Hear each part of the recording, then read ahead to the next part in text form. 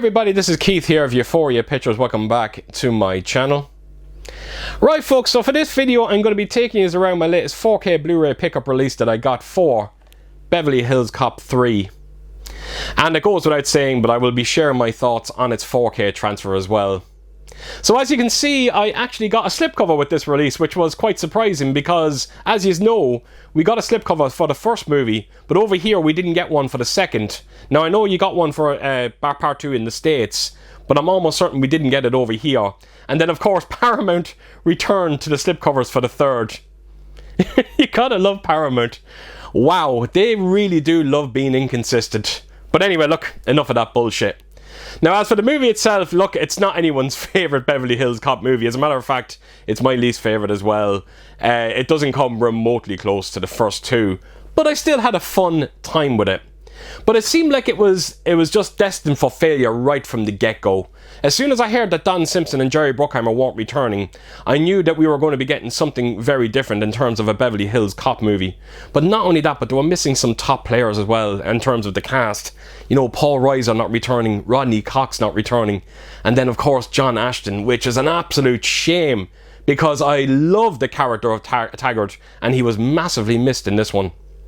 But they did bring in John Landis, and he is a good established director, but he's a real comedic director. Yes, I know he directed American Werewolf in London, but that was a kind of an anomaly for him. He's definitely not known for action movies, and it was a very strange choice to bring him in to direct the Beverly Hills Cop movie. And surprise, surprise, what we got is definitely the funniest Beverly Hills Cop movie. But that's it. It's not great when it comes to its action.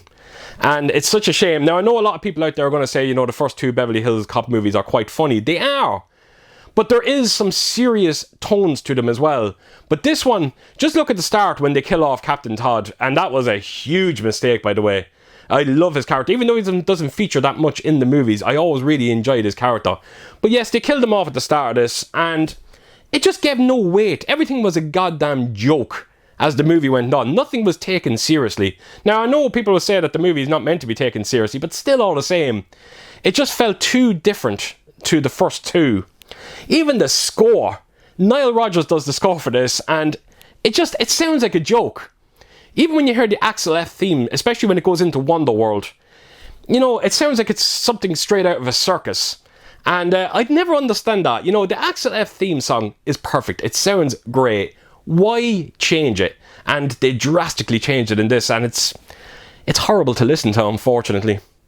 And surprise, surprise, when the movie did get released, it was absolutely critically panned, and it actually failed at the box office as well. It had a budget of 70 million, and it grossed just less than 120 million. And that's such a pitfall when you consider how well the first two actually sold. Right folks, so in terms of special features in this release, you know, it says at the bottom here, celebrating 40 years. I don't know, Paramount don't seem to give a shit because there's not a single special feature on this release. It's a shame because I would love to see some sort. I have this movie on DVD, I had it on Blu-ray, I had it on now 4K, and I still don't own a single special feature for Beverly Hills Cop 3, which is such a shame. Right folks, so I'm going to take you around this release, just give you a quick look at it, and then I'm going to come back and share my thoughts on the 4K transfer. So yeah, here we go. Right, so here we go, Beverly Hills Cop 3. So as you can see, the artwork is the original artwork for the movie itself. Right down the bottom there, you got celebrating 40 years of Beverly Hills. Unfortunately, the ratings, they're not stickers, they're part of the slip box. And of course, first time on 4K. Now, the one thing I just wanted to quickly say as well when it comes to the slipcover, it does have a high gloss finish, but the paper they're using, I don't know if it's just me, but it feels very weak. It feels very flimsy, especially when you compare it to other slipcovers. Now, again, I don't know if that's just me. I'd be very curious to hear your thoughts out there, particularly if you have picked this one up. So that is the slipcover. I'll take you to the spine of it. And the same with them as well. The ratings are part of it. It can't be removed. And this is the back of it, and as you can see, there's a write-up of the entire movie there. And then right in the bottom is your technical aspects. And like I said, not a single special feature to be seen. Such a shame. And then when I open it up, as you can see, it's the exact same release again. Same artwork on the spine and the back. so I'm not going to bother taking you around it. But what I will do is I will just quickly open it up and give you a look at the disc. So as you can see, it's a 4K only release. You do not get a Blu-ray in this. Right, folks, so there you have it. That is the release of Beverly Hills Cop 3. I have the other two beside me, and I wanted to just quickly bring them in. But as you can see, these are the releases that we got over here. And they're not perfect. They don't match up perfectly, but they're close. And this is the American slipcover for the second one. And yes, as you can see, it doesn't go with it at all. And again, it's a shame that Paramount just didn't give us a slipcover for the second one over here, because it would have paired up a lot better than the American release. But there you have it, folks. That is the edition for Beverly Hills Cop 3.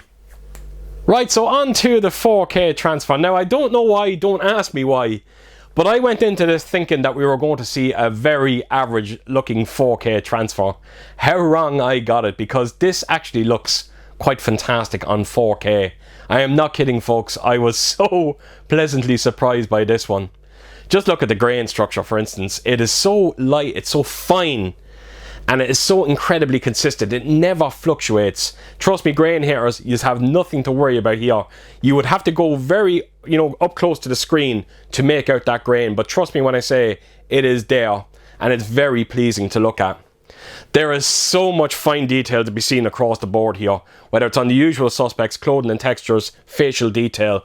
There is so much in abundance here. And again, I was very surprised by it. But it is the Dolby Vision that is the star of the show here. My God, it is a game changer, particularly when it comes to Beverly Hills Cop 3.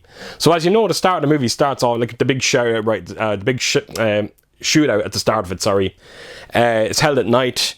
The Dolby Vision, the way it handles the blacks, they're bold, they're deep, they're very inky. They add an element of depth to that picture. And when you get that increased shadow detail, it just looks spectacular. But it is when it gets to Beverly Hills, that's when Dolby Vision really gets to flex its muscles. I have never seen this movie look as vibrant as it does. Just wait till it gets to Wonderworld. That's when it really takes up a couple of steps again. It is absolutely astonishing. There is so much colour going on, you would not believe it. And like I said, it is the Dolby Vision that is the star of the show here. This is the reason to why you want to pick up Beverly Hills Cop 3 on 4K. You're not going to believe how good the colours look on this. And it does come with a DTS 5.1 audio, folks. And for the most part, it sounds great. We don't have Atmos, we don't have DTS:X. It would have been nice if we got that. But as you know, Paramount seem to be very selective when it comes to that kind of audio. But like I said, for the most part, it sounds great. There is a nice bit of activity, particularly when it gets to Wonderworld. There's a lot of activity going on with them rear speakers. You got the crowds in there as well. And not only that, but when you hear gunshots, it does pack a good punch to them. A nice level of bass to it as well. The dialogue is clean, it is centered as well, and you get a nice bit of separation with your speakers. It's not the best or the greatest 5.1 audio you're ever going to hear, but it definitely gets the job done, and I think you're going to have few complaints with it. Right, folks, so there you have it. That is my review of Beverly Hills Cop 3, and as you can tell by the video, I am very happy with this one. Such a surprise. I never thought the movie could look as good as it does on this release, and credit when credit's due to Paramount for putting in the work here. It looks fantastic. So there you have it, folks. So as per usual, if you did like what you see here, please do give it a thumbs up, and if you could leave a comment down below, and please do share your thoughts on this movie. And yeah, I hope to see you all again real soon with my next video. Until then, I'll see you soon. Bye bye.